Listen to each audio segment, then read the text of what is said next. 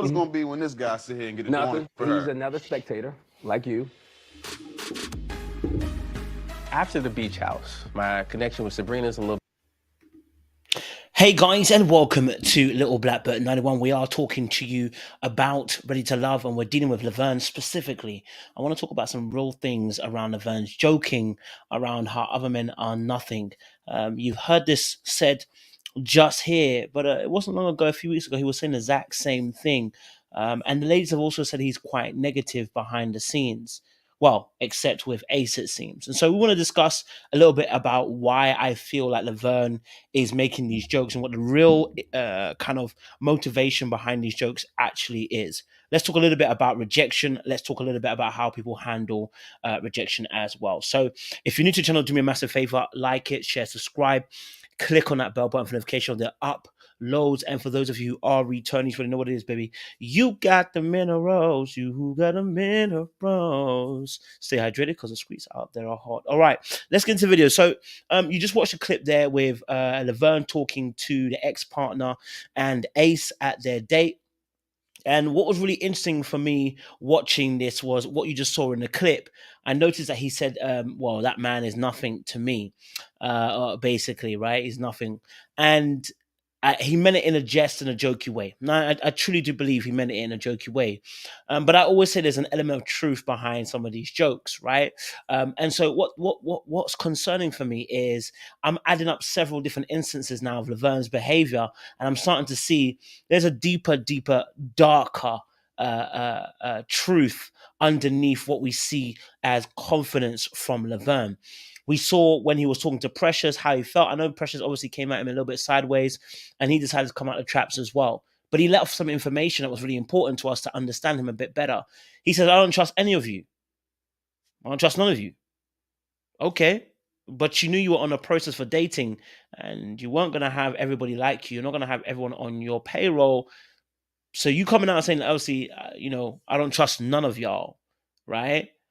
Except obviously, I'm guessing Ace and obviously other exceptions. I was kind of like, okay, all right.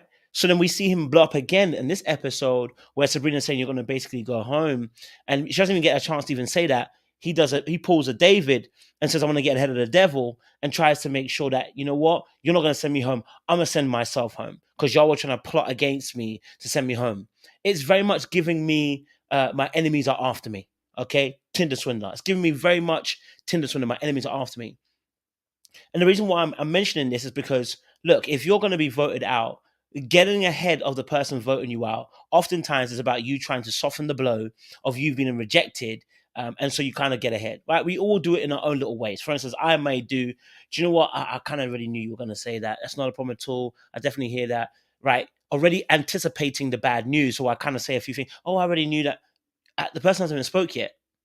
But because you're trying to avoid that rejection piece, because it's not, you want to make sure you, that you soften the blow when it comes to the rejection. You try to speak ahead of time to kind of cushion it, and that's what I saw from Laverne. Now, my concern here is obviously the ladies have already reported that they felt he's quite negative in even the dealings they've had with him behind the scenes, and yet it was only Ace that he felt comfortable with enough to be able to really, or I say Ace and Joy, be able to really develop a relationship with. The rest of the ladies he didn't particularly develop that particular relationship with. And I mentioned this some few weeks back. This had been coming because when they were camping around the fire some weeks back, when Eric had just come in and Tina also had come in and Donovan had come in, that by the fire, he was standing behind everybody else. He already isolated himself from the rest of the group. Now, I believe that's probably something that he's actually done physically too. I can almost bet you that he has isolated himself from members of the group, at least of this Ready to Love group. So you might see him in photos, but how he feels about them is like they're not together, they're not cool, they're estranged. He does what he needs to do.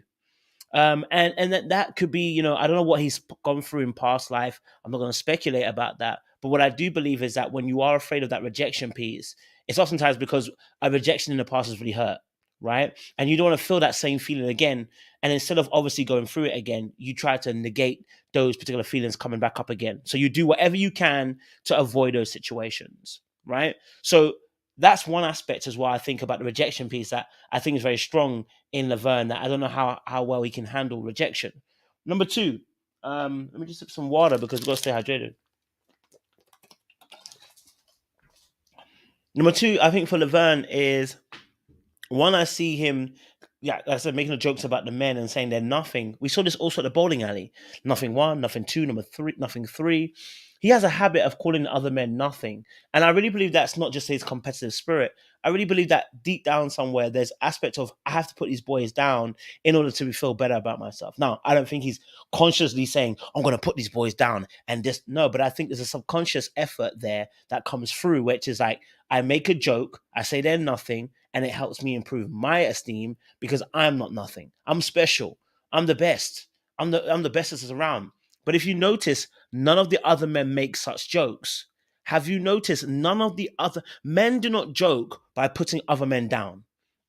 Right? Now we might joke with our boys and maybe say something like, and it might be a one-off thing, right? Like if you're consistently clowning on one of the guys, it often is because that guy has a lower perceived value in the group. Now he could be cool with you, but he's got a lower perceived value. That's the honest truth. When someone gets consistently clowned on and it doesn't get returned, so like both of you are not bantering each other, it's one-sided. It's often because that person who they're clowning on has a lower perceived value within the social group. So what I'm seeing from Laverne is it's just him clowning everybody else, saying you're nothing, joking around, saying they're nothing.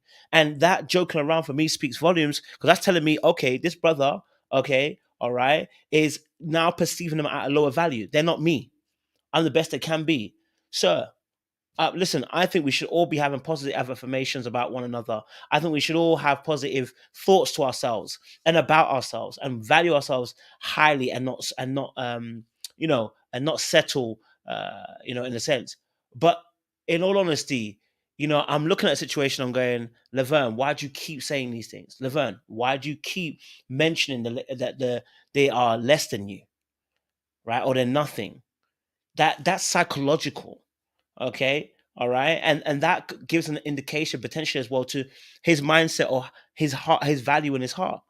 And so maybe he'll come out of a different story. Maybe he'll say it was just a joke consistently. But I couple that with the fact that negative comments about the men, sitting in a corner, the first mix up, but then during the house party, pool party, sitting aloof, way away from people, not interacting.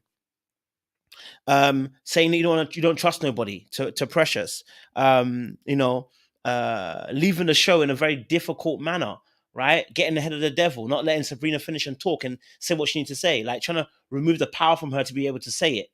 That's another aspect, at least Precious, Carmen were discussing him at the pool party, and Precious mentioned about the God complex. And so it's all adding up to making me see him in a different light. He's not a bad person. I'm just looking at his behaviors and I'm wondering, sir, how confident are you really? Do you have to do on everybody else to make yourself feel confident? That's not real confidence if you have to do on other people. And by you making these jokes about they're nothing all the time, that's a bit of crapping on a man. And men who are confident in themselves don't do this. But again, I'm open to a different point of view and I'm open to a different understanding as well. Let us know down below your thoughts and your comments and your ideas about the show. Maybe you have different thoughts to me. Okay, so make sure you guys like, share, subscribe. Click on that bell button for notification of uploads. We appreciate you guys.